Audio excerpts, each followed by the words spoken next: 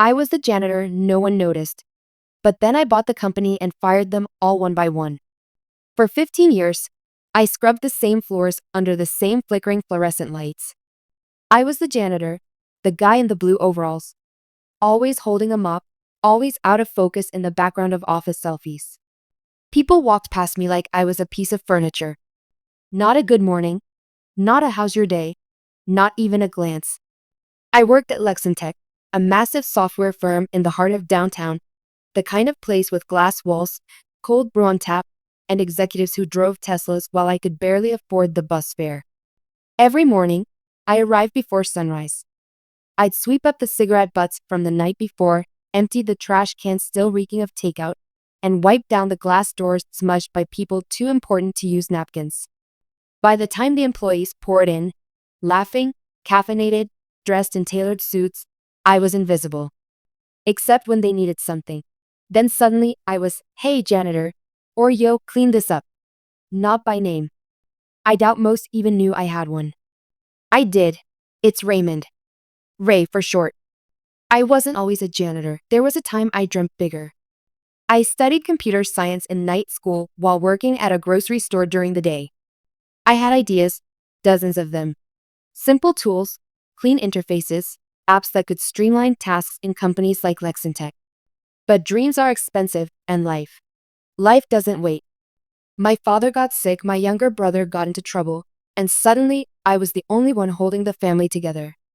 I dropped out to work full time. Bills came first. Ambition came last. I took the janitor job at Lexintech because it paid just enough and was steady. At first, I told myself it was temporary. A year, maybe two. Then I'd go back to school. But time slips by when you're exhausted and broke. 2 years became 5. Then 10. Then 15. Still, I never stopped learning. Every night, after my shift ended, I'd sit in the back closet with a second-hand laptop. I'd study code, watch tutorials, build prototypes. I couldn't afford the internet at home, so I used the company's Wi-Fi, the only real perk of being invisible. While others climbed the corporate ladder, I dug through YouTube lectures and free GitHub repos. No one noticed me, but I noticed everything. How the systems ran, where they failed, which employees pretended to work, which ones skimmed off company time, who the real talent was, and who was just loud. And there was one thing I noticed most of all. How cruel people could be when they thought you didn't matter. There was Becca, the HR manager who once made a joke during lunch about how some people clean toilets because that's all they're born to do. She looked right at me when she said it and laughed. There was Nathan, the VP, who once spilled coffee on the carpet and barked at me like I was a dog. "You missed a spot," he snapped, as if it was my life's mission to serve him. There was Kara, the marketing director who used to throw away full meals right in front of me and say, "That's not janitor-level food." They didn't even realize how much I heard. Because to them, I was furniture. But furniture has memory. And one night, during an especially quiet shift, I found something that would change everything. It was a crumpled proposal draft in the trash in Nathan's office. He'd accidentally printed and thrown it away. I unfolded it, curious, and what I saw made my heart stop. It was a pitch for a new enterprise productivity system. I recognized the architecture, the feature set, the workflow logic. It was mine. Word for word, line by line, it was a prototype I had built, uploaded months ago to a small developer forum. A free version I'd posted to get feedback. Nathan had stolen it, repackaged it, claimed it as his own. And now it was being pitched to the Lexintech board as his breakthrough idea. That night, I went home and didn't sleep. I just stared at the ceiling, shaking, not from fear, but from clarity. They'd ignored me, insulted me, used me. And now they'd stolen from me. But they'd made one colossal mistake. They thought I was powerless. They were wrong. After I found that stolen proposal in Nathan's trash, something inside me cracked open, something I had sealed shut years ago. My pride. For years, I'd swallowed insults with a smile, cleaned messes that weren't mine, and pretended it didn't hurt. But this wasn't just humiliation. This was theft. My idea, the one I had quietly nurtured during sleepless nights, had been taken, repackaged, and paraded in front of the Lexintech board as an internal innovation. Nathan even gave a presentation that week titled Productivity 2.0, Revolutionizing Workflow in Legacy Systems. My code. My structure. Even the diagrams, they still had my original file names embedded in them. I knew, because I kept backups. Timestamp. Documented. Proof. I wanted to confront him. I wanted to storm into the meeting room and slap the documents on the glass table. I wanted to shout, "This is mine, you smug parasite." But I didn't. Because I knew something else now. Revenge served cold lasts longer. Instead, I started paying attention. Lexintech was going through a transition. Their core product was stagnating. They needed something fresh to attract investors. Nathan's stolen pitch was exactly the kind of golden goose they needed, and he was using it to push for a promotion to Chief Innovation Officer. He wasn't alone either. I overheard Kara telling Becca in the break room, "If this thing lands, Nathan's taking us with him. He's already promised me a seat at the strategy table." Becca laughed and said, "Let's just hope the janitor doesn't trip over the wires and ruin his big day." They all laughed. I stood right outside the door, holding a garbage bag. My hands were shaking, not from sadness, but from white-hot resolve. They were building their future on my stolen work. But they had no idea that I had plans of my own, far more dangerous than just calling them out. Because while Nathan and his cronies were busy schmoozing the board, I had quietly launched my own version of the software. Under a different name, on a different platform, and it had started to gain traction. I partnered with a small business accelerator 2 cities over. They liked my tool, said it was lean, effective, and exactly what mid-sized teams needed. They gave me a micro grant, then a mentor, then connected me to investors, real ones. I still work nights at Lexintech, mopping floors. But by day, I was building a company. My company. And that's when things really turned. One night, I accidentally overheard Becca on a call in the HR office. She was whispering, frantic. "I don't care where it came from, Nathan. The code matches the open source version that's blowing up online. If anyone finds out we stole it, we're done." They had found me. And now they were scared. I expected panic, retraction, maybe an apology. But I underestimated just how dirty these people could be. The next morning, I came in and found a letter taped to the janitor closet. Effective immediately, Raymond has been relieved of his position due to internal policy violations. Do not grant him access to company property. No meeting. No explanation. Just a quiet erasure. They locked me out. They deleted my time card. They scrubbed my name from the system. Just like that, 15 years of work, gone. No goodbyes. No severance. Just silence. But here's what they didn't know. They hadn't fired the janitor. They had awakened the CEO. The day they fired me, I didn't cry. I didn't scream or beg or bang on the office doors demanding justice. I walked out of Lexintech's lobby, past the security guard who looked confused but said nothing, and stepped into the cold morning air with a strange feeling in my chest. It wasn't sadness. It was clarity. For the first time in 15 years, I had no keys jangling from my belt. No mop in my hand. No bleach burns on my fingers. No one to order me around. No filth to clean. I was finally free. They thought firing me would be the end of the story. But it was only the end of my silence. In the weeks that followed, I put every waking minute into my startup, CoreVantage. That was the name I gave the platform. Irony was, the core productivity system Nathan had stolen and repackaged? My version worked better. Cleaner code.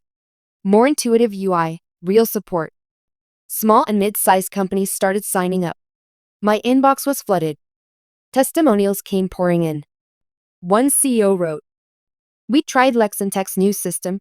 It was bloated and unstable. Yours? Seamless." I switched my whole team over. That was the moment I realized something huge. Their stolen version couldn't compete with the real thing. They'd taken a snapshot of my early prototype, but I'd evolved far beyond that.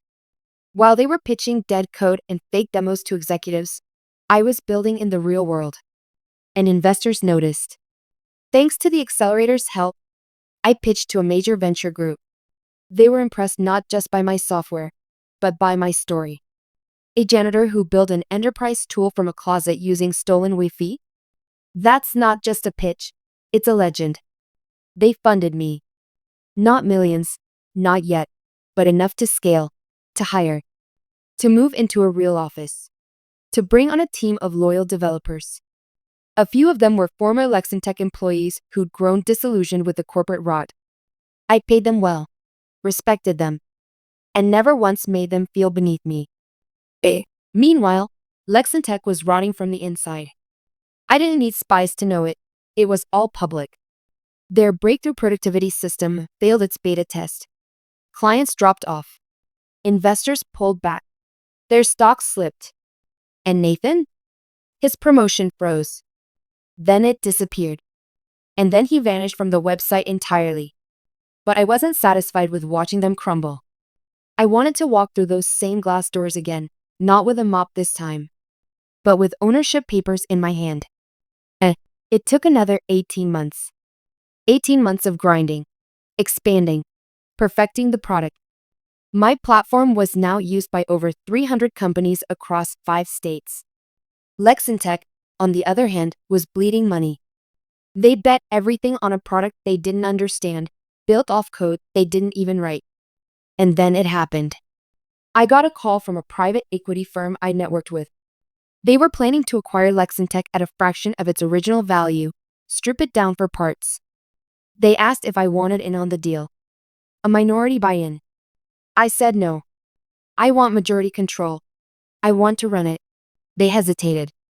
You sure? It's a sinking ship. I smiled and replied. Then it's time I take the wheel. And just like that, I became the majority owner of the company where I once scrubbed toilets. Not because of a handout. Not through luck. But because I built something real, while they built lies on top of theft. And now, I had the power to decide what stayed. And what got swept out. One by one. I walked through the front doors of Lexintech wearing a tailored black suit. No ID badge. No mop cart. No keys dangling from my belt. But everyone noticed me. The receptionist who used to ignore me as I emptied trash cans stood up, confused. Do you have an appointment, sir? I smiled. I own the building now. The look on her face? Worth every insult, every silent lunch break I ever spent in the janitor's closet. The company was crumbling. Morale was low. Their software launch had tanked, their investors were angry, and employees whispered about massive changes coming. They had no idea what was about to hit them. I called an emergency all-staff meeting in the main auditorium. People shuffled in, confused and anxious. Whispers rippled through the room. Who is that guy? Wait, is that the janitor? No way. Then I stepped up to the podium, and the mic feedback silenced the murmurs. I looked across the sea of shocked faces. Some stared in disbelief, others in guilt, and a few, like Becca, Kara, and the now demoted Nathan, looked like they'd seen a ghost. I began. 15 years ago, I walked into this company as a janitor. I was invisible to most of you. You stepped past me, threw your garbage at me, and said things in front of me like I wasn't even human. But I listened. I learned. I built something you couldn't even see coming. I held up a tablet showing CoreVantage's latest numbers, users, revenue, clients.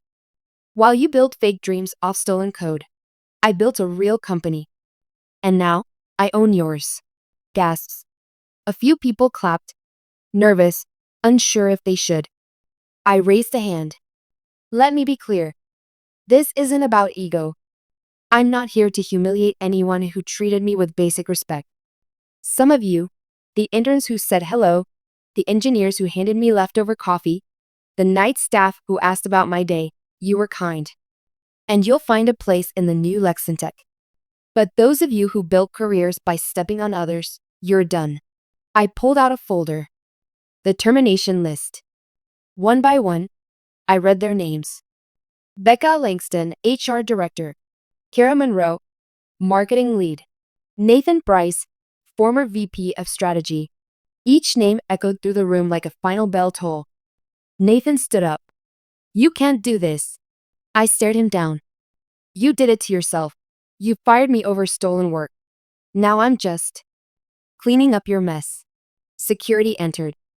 They didn't have to drag anyone out. The people I named left in silence, their faces drained of color. Poetic, isn't it? The janitor doing the final cleanup. Over the next few weeks, I rebuilt Lexintech from the inside out. I installed actual innovators in leadership, people who cared more about building than backstabbing. I opened scholarships for custodial staff who wanted to study. I made sure every employee, from the janitor to the developers, had a say in product development. And I gave myself a new office, not the glass corner suite. That was too predictable. I kept the janitor's closet, refitted it with hardwood floors, a sleek desk, and a glass plaque that read, "From mop to master." You'd think that was the end. That the revenge was done. But then came the twist. The one no one, not even I, saw coming. 6 months into running Lexintech, things were finally calm. Our new software suite, rebuilt from scratch under my guidance, was a success. Clients returned. Revenue soared.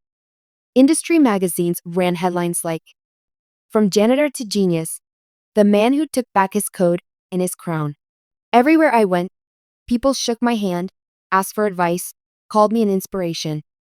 But success, I'd learned, never truly washes away the grime underneath. Not completely. One evening, I stayed late to finalize a contract with a global logistics firm. The office was quiet, dim, just like the nights I used to mop the halls unnoticed. Nostalgia hit hard. As I walked past the old janitor closet, the place that had been my silent sanctuary for years, I felt something strange.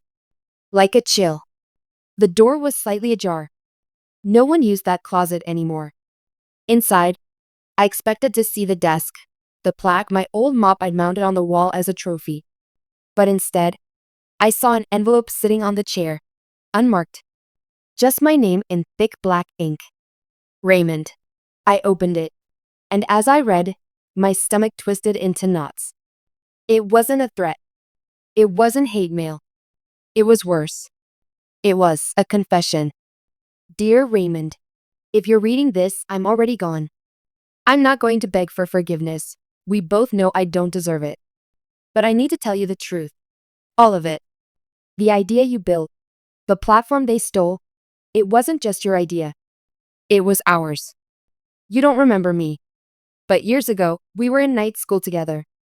You gave me access to your prototype to review. Said, "Tell me what you think." I didn't reply. I dropped out. I changed my name. And I sold your work to Nathan. He paid me off. Promised me it was just a concept, that nothing would come of it. I was desperate and broke. And weak. I never imagined they'd take it all the way. I never imagined you'd end up cleaning up after them. Every time I saw you, yes, I worked at Lexintech, behind the scenes, I wanted to say something. But shame kept my mouth shut. And then I saw what you did. How you rose. How you owned it. You deserve every inch of what you've built. I just couldn't die without telling the truth. Then, I sat down in that closet, letter trembling in my hand, feeling like the air had been sucked out of my lungs. Ben. A ghost from my past. Someone I'd once trusted. He wasn't lying. I remembered the name now. We'd worked on a few projects together in night school. I'd send him drafts, excitedly sharing my passion, hoping for feedback. He disappeared suddenly. Now I knew why. For a while, I didn't know what to do. Was my victory still mine? Was I still the underdog who triumphed, or just another stolen idea turned full circle? I looked at my platform, the new features, the new design, the evolution, the code that I had rewritten line by line after years of growth, pain, betrayal. And then I understood. Ben may have taken the first spark, but I had built the fire. They stole a blueprint, but I raised the whole damn building. The journey was still mine. The revenge? Still deserved. But now, I had one more mess to clean. I tracked down Ben's family. He had passed, the letter had been left with his lawyer. But I met his daughter, a bright, soft-spoken young woman who worked 2 jobs and wanted to study software engineering. She reminded me of myself. So, I set up a scholarship in Ben's name, the Redemption Fund, to help students from disadvantaged backgrounds learn tech without falling into the traps we did. Because in the end, revenge had given me peace. But forgiveness gave me purpose. And that was the real power.